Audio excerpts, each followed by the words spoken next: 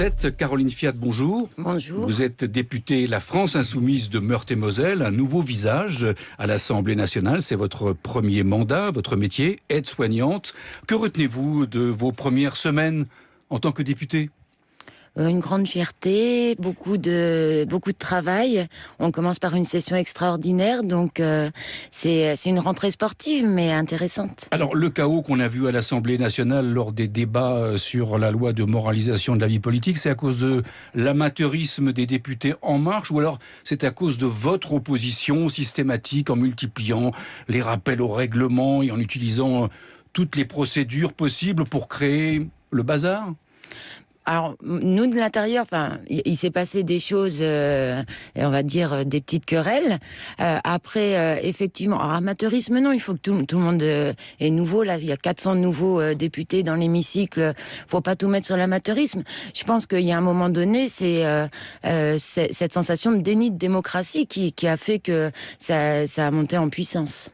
Les députés sont convoqués le 9 août pour finaliser le vote de la loi sur la moralisation de la vie politique. Jean-Luc Mélenchon est en colère et il a tweeté « Voter la nuit, se réunir en août, c'est le renouveau politique d'En Marche ». Vous aussi, vous êtes en colère ? Alors non, on n'est pas en colère, mais Jean-Luc Mélenchon non plus. Écoutez, dans les tweets, on n'a pas le ton dans les tweets. Non, c'est juste que on est toujours prévenu une semaine avant. C'est-à-dire que la semaine dernière, on nous dit fin de session extraordinaire semaine prochaine. On revient la semaine d'après, on nous dit fin de session extraordinaire semaine d'après. Personnellement, comme beaucoup de gens, j'ai des enfants, j'ai 2 petits. Moi, ça fait qu'il faut que, pour la semaine d'après, il faut que je retrouve un moyen de garde. C'est cette pression-là, c'est le fait qu'on a l'impression d'être promené et de pas savoir. Il y a eu beaucoup de réactions sur les réseaux sociaux après ce tweet de Jean-Luc Mélenchon. Je les lis. Pourquoi protester ? Vous venez d'arriver au Palais Bourbon et déjà, vous voulez des vacances. Personne ne vous a obligé à être député. Il y a pire comme travail. Non mais évidemment, mais moi je comprends que les gens puissent être frustrés. C'est juste que aussi ce besoin entre guillemets de vacances, c'est pas des vacances pour partir à la plage, c'est juste se poser et s'organiser pour devenir de bons députés, ce qu'on n'a pas eu le temps de faire. Caroline Fiat, la réforme du Code du travail, la procédure suit son cours. La loi d'habilitation pour légiférer par ordonnance a été votée par l'Assemblée nationale et le Sénat. Que pouvez-vous espérer pour faire opposition maintenant ? Écoutez, les syndicats ont prévu des rassemblements à partir du 12 septembre. Donc on va les laisser commencer la bataille, on les accompagnera. Et la France Insoumise, nous, on a proposé aux Insoumis de se retrouver à partir du 23 septembre, pareil, dans la rue, pour crier notre mécontentement. Mais est-ce que vous vous sentez pas finalement condamné à ne pouvoir que crier votre opposition pendant 5 ans dans l'hémicycle face à une large majorité gouvernementale? C'est pas frustrant, décourageant ? Alors c'est frustrant, mais en même temps, moi je me dis que sur les 17 députés France Insoumise, on est 17 militants avant tout. Et aller sur le terrain pour convaincre, je pense qu'on sait faire. D'ailleurs, on a réussi à rentrer dans l'hémicycle.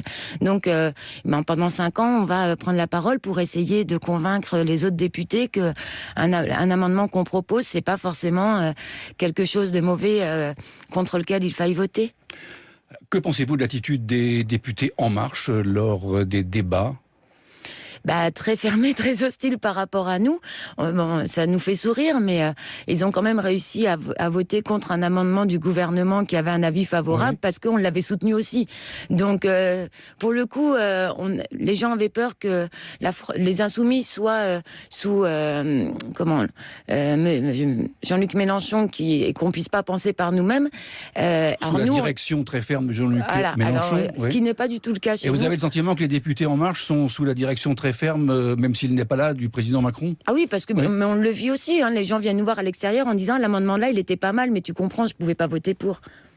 Dans tous les journaux ce matin, on parle de l'arrivée de Neymar au Paris Saint-Germain et on évoque les sommes qui accompagnent ce transfert, 30 millions d'euros de salaire par an. Quelle est votre réaction face à ce phénomène, ce transfert record ? J'ai pas de, ça reste. Paraît que c'est ce qui se fait pour le foot. C'est des sommes tellement imposantes, importantes que j'arrive pas à me rendre compte Mais bon, si ce joueur vaut ça, Voilà, vous ne... Non, mais c'est tellement énorme que c'est limite, j'arrive à peine à y croire. Donc non, j'ai pas forcément d'avis. C'est le star system ou alors c'est, selon vous, député France Insoumise, c'est de l'indécence, des sommes pareilles? Moi, j'ai envie de vous répondre, c'est de l'indécence, mais je vous dis, je maîtrise pas du tout le sujet du sport et du foot, donc ça se trouve, c'est tout à fait normal. Caroline Fiat, les économies budgétaires annoncées par le gouvernement pour financer les baisses d'impôts, est-ce qu'elles vont aggraver, selon vous, la situation dans les établissements de santé pour personnes âgées? Je rappelle que votre métier, c'est aide-soignante et que vous connaissez très bien ce dossier et les difficultés qu'il y a dans ces établissements. Écoutez, moi forcément, j'ai mis un signal d'alerte depuis plusieurs semaines. La bonne nouvelle arrivée hier, c'est que suite à mon interpellation de Madame Buzyn à la tribune, une mission flash est ouverte. Voyez, on parlait de vacances. Début septembre, on fait cette mission flash. Donc, Mission flash, expliquez-nous. Alors, la mission flash, c'est une mission en 15 jours où on fait des auditions, où on réfléchit sur le dossier pour voir s'il y a vraiment une urgence à ouvrir un rapport. Donc, mais concernant quoi précisément? Les EHPAD en France. D'accord. Donc, voyez, comme quoi on arrive à convaincre et à avancer. Donc, avec ces coupes budgétaires, on n'ira pas plus loin, on n'y arrivera pas. Mais j'ose espérer que cette mission flash amènera un rapport et qu'on arrivera à faire entendre raison. Et le manque de personnel dans les EHPAD, ça concerne tous les établissements, ou plus particulièrement celui sur lequel vous êtes mobilisé, c'est-à-dire cette affaire aux Opalines à Foucheran dans le Jura? Non, tous les EHPAD sont concernés, que ce soit public ou privé. Bon, certains privés abusent encore un peu plus en ne remplaçant pas les personnes absentes. Non, mais c'est un vrai sujet d'actualité et il faut faire très attention.